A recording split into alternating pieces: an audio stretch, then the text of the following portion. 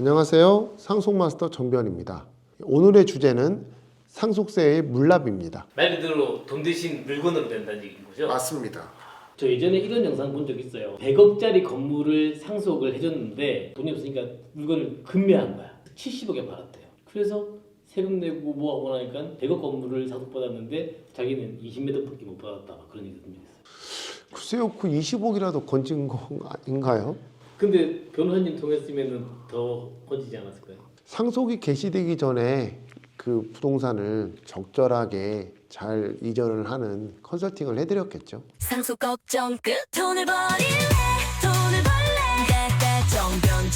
정변이 딱이야. 이제 아까 말씀하신 사안에서 비춰보면 부동산의 경우에요. 팔려야 팔리는 거잖아요. 그렇죠. 사는 사람이 있어야 팔 거 아닙니까? 그렇죠. 그렇죠. 그러면 사는 사람이 없는데 DSR 때문에 솔직히 대출액이 담보 가치가 충분함에도 불구하고 안 나오잖아요. 그러면 어떻게 냅니까, 상속세를? 계속 가산세 무는데. 그러니까 이런 경우에는 물납을 고려하는 거죠. 근데 물납이 아무 때나 되느냐? 그렇지는 않습니다. 물납의 요건이 5가지가 있는데요. 첫 번째는 물납 대상이 되는 부동산이 전체 상속가액에서 2분의 1을 초과해야 됩니다. 두 번째는 이 상속세 납부할 세액이 2천만 원 초과해야 되고요. 또 세 번째는 상속재산 중에서 이 상속세액이 금융재산액보다 많아야 됩니다. 이 얘기는 뭐예요? 상속세 납부할 돈이 상속재산 중에 현금성 자산이 있으면 그걸 납부하면 되지 왜 물납하냐 이겁니다. 그리고 네 번째는 상속세 신고 기한 내에 상속세 신고하면서 물납을 신청하거나 아니면 기한 후 신고할 때는 기한 후 신고하면서 신청하고 납세 고지서 갔을 때는 그 납부하면서 같이 납세 기한에 신고를 해야 됩니다. 그리고 마지막으로는 이 물납하는 대상 그 재산이 관리가 적당한 재산이어야 됩니다. 예를 들어 부동산을 예를 들자면 해당 부동산에 세무서에 물납을 하려고 하는데 거기에 근저당권이 설정돼 있다거나 아니면은 이게 토지는 비상속의 소유인데 건물은 뭐 다른 사람과 제3자의 공유라든가 담보물건이나 제한물건이 설정되어 있는 것도 마찬가지고요. 이런 사정이 없는 재산이어야 됩니다. 그래서 이 5가지 요건을 갖추면 일단은 물납을 신청할 수 있는 그런 자격을 갖춘 거죠.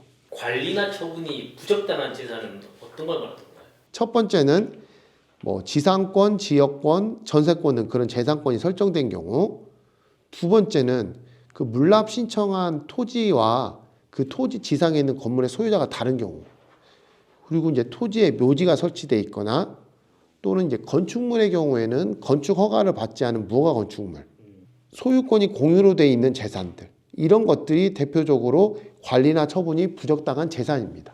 유가증권의 경우에는요, 유가증권을 발행한 회사의 폐업으로 사업자 등록이 말소된 경우 또는 그 회사가 해산 사유가 발생하거나 회생 절차 진행 중인 경우 또는 물납 신청일 전 2년 이내에 또는 물납 신청 당해 연도에 그 회사의 결손금이 발생한 경우 또는 회계감사 대상임에도 불구하고 감사보고서가 작성되지 않은 경우, 상장 폐지된 경우가 예입니다.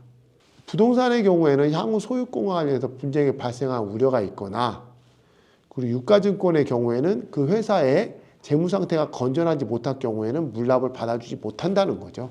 이와 관련해서 또 한 가지 사례를 한번 살펴보면서 설명을 드릴 텐데요. 상속세 신고 기한은 상속개 시일이 속한 달의 말일로부터 6개월이잖아요. 근데 이 상속세를 결정할 수 있는 기한은 그로부터 9개월까지거든요. 그러니까 세무서에서 상속세 신고 납부를 받고 나서 9개월 이내에 결정을 하면 됩니다. 이거를 그대로 받아들일지 아니면은 추가로 상속세를 더 납부하라고 고지를 할지. 이걸 어려운 말로 법정 결정 기한이라고 하는데요. 이 물납을 할 수 있는 기한이 상속세 신고 기한 내에 신고를 하면서 물납을 신청했다고 하면 세무서 입장에서는 법정 결정 기한 이내에 물납을 허가하면 됩니다. 그런데 이런 경우가 있을 수 있겠죠. 어떤 사람이 상속세 신고 기한이 거의 다 이제 임박해서 신고서를 내면서 물납을 신청한 거예요.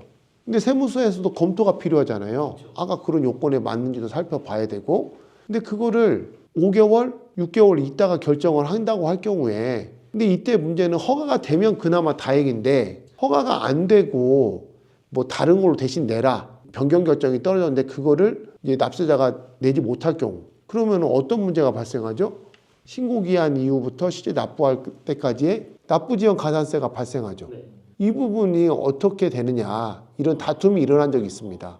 여기에 대해서 조세심판원은 일단 규정에 따라서 세무서는 법정 결정 기한 이내에 물납에 대해서 허가 결정을 하면 되는 거고 상속세를 현금으로 납부를 하든 뭐 물납으로 하든 어찌됐든 납부 의무의 기한은 상속세 신고 기한까지잖아요. 근데 그걸 납부하지 않고 물납으로 신청하면서 그 기간 동안에 납부지연 가산세나 이런 것들을 면책을 해줄 수 있는 규정이 없는 이상 세무서에서 좀 늦게 그 부분에 대해서 물납을 거절했다 하더라도 그 지연 가산세는 납세자가 납부해야 된다 이렇게 결정을 내렸거든요. 그러니까 이 사례를 보면 어떤 문제가 있는지 명확하게 이해가 되시죠. 그러니까 사전에 상속세를 신고하는 그 기한도 물납을 하실 거면은 최대한 빨리 검토를 해서 세무서에 빨리 신고를 하고 그 기한 이내에 이 부분이 결정이 될 수 있도록 각별하게 더 신경을 써야 되겠죠. 그리고 세무서와의 커뮤니케이션뿐만 아니라 여러 가지 이제 물납에 대한 사례나 이런 걸 가지고 물납이 반드시 돼야 된다는 상황도 소명을 하고 물납을 할 때는요 이 세무사님들이나 상속 신고를 대리하는 변호사들이 이 세무서와 긴밀하게 커뮤니케이션 해야 됩니다. 그냥 서류만 뚝 내고 되는 게 아닙니다. 그래서 물납이 좋은 납세 수단이긴 하지만 이런 문제가 있기 때문에 이 물납에 대해서는 사전에 치밀한 요건 검토와 함께 빨리 신고를 하는 게 필요합니다. 우리 변호사님이 또 그런 결정과 판단과 분석 날카롭잖아요. 그렇습니다. 모르면 돈을 버려 알면 돈을 벌어 네 미래가 달렸어 지금 클릭해